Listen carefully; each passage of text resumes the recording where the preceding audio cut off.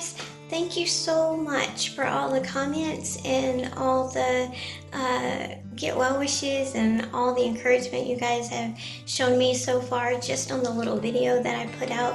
I tried to put as much info as I can. And you've already asked me some really awesome questions, and I appreciate that too. And so I really did think that it was important to do a follow-up today before my surgery. I apologize that my face is still a little puffy from the abscess, so I know I kind of look funny. Well, I always look funny, but like extra funny. But hey, it's a makeup day, so you get a little bit better view of me today. So that's good, right? Right? Some of you have asked, well, if your teeth have started to bother you about 4 years ago, how come you haven't got any of your teeth pulled or taken care of? That's a really good question, because it is very painful to leave those teeth in your mouth and to live with the cavities and your exposed nerves and all of that not so fun stuff. But the reason why I haven't done so is because my doctors told me that if I pull those teeth, that I'll start losing my bone mass. And the more teeth that I pull, the more bone mass that I lose. The more bone mass that I lose, the less likely a successful implant will happen. I need the implants because it's not just my teeth, it's my jaw, my entire jaw. It's collapsing.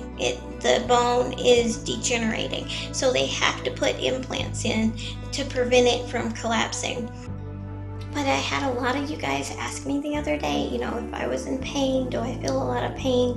And my friends, some of my friends, you know who you are, they try to encourage me to be more forthcoming with my pain to my friends and my family, but it's really hard for me to do that. I try to look at all the positives in my life, and everything that I'm blessed with, because I am blessed with so much, and I just try to keep that attitude in my everyday life. What you see on Facebook is literally what you get. This is me in real life. I'm a little corny sometimes, I'm a little mushy, I'm weird, but the pain that I'm having, it's so not fun. Anybody who's ever had a toothache, I know you can relate to it, and try having 9 or 10 or 20 or whatever toothaches in your mouth at the same time. It is 20 times less fun. I mean, eating is a chore. I don't want to eat. It's so painful to eat. I'm tempted to just get a blender and blend everything. I'm almost at that point. I can barely eat any hard foods at all. I can't even eat a sandwich. If I would bite into a sandwich, my teeth would break. So I had to be very careful about how I ate and what I ate. As time even continued, the infection started spreading.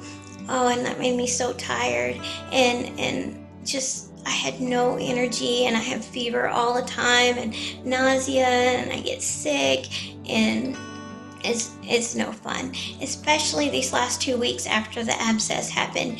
It's not my first abscess. I've had at least 15-20 abscesses since this whole ordeal started. A lot of times I lanced them myself instead of going to a dentist because they popped up so often.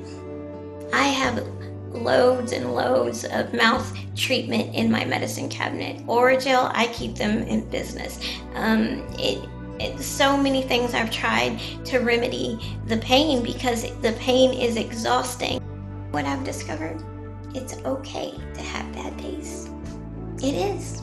You have to have bad days. You have to take a moment and grieve for what you're missing and your loss. You have to, because you need to acknowledge those feelings. It's a part of you. It's a part of life. It's because we know what it's like to be in pain that we can appreciate how much happiness and blessings we have in our lives. If it wasn't for all this pain, I wouldn't really truly understand or appreciate all the blessings I have when I'm not in pain, when I am enjoying life. But because I have this pain, I know how much a good day means. I know how much it means to be able to get up in the morning with a little effort and do all the things life has you do during the day. I feel less of a wife, less of a friend, less of a adopted mom, less of all the titles that I own, because I'm not able to get up and do for my family and my friends like I really want to do. Like, I love to do for my friends and family. It is my favorite thing to do, especially for my husband. My husband, guys, you don't know. My husband has done so much for me. This man has stuck with me through at least 15 or 16 or 17, 20 surgeries. He has carried me to the bathroom at 3 o'clock in the morning when I can't walk. He has changed bandages. He has stayed in the hospital room for nights and days and weeks. This man, he's amazing and he's awesome, and I love to brag about him on Facebook. I apologize, but I'm not quitting, because I will continue to brag about this guy. I am so lucky to have him, and the even better part, I love this guy, and he's hilarious, and he loves me, and how lucky am I to find somebody that sticks with you like that. But it does weigh on me.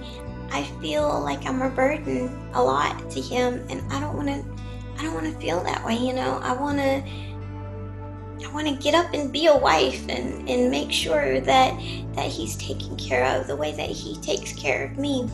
And all of my family and my friends are just amazing, you know, and I don't know what I would do without all of you guys.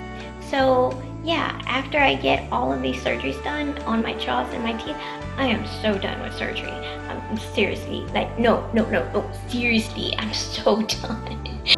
It's probably going to be another 15 years or so before I have to have my hips replaced again. But I don't want anything in between that. I'm so done. And I hope that once this is fixed, my husband and I can maybe even think about having a family or doing stuff that we've always wanted to do, like travel.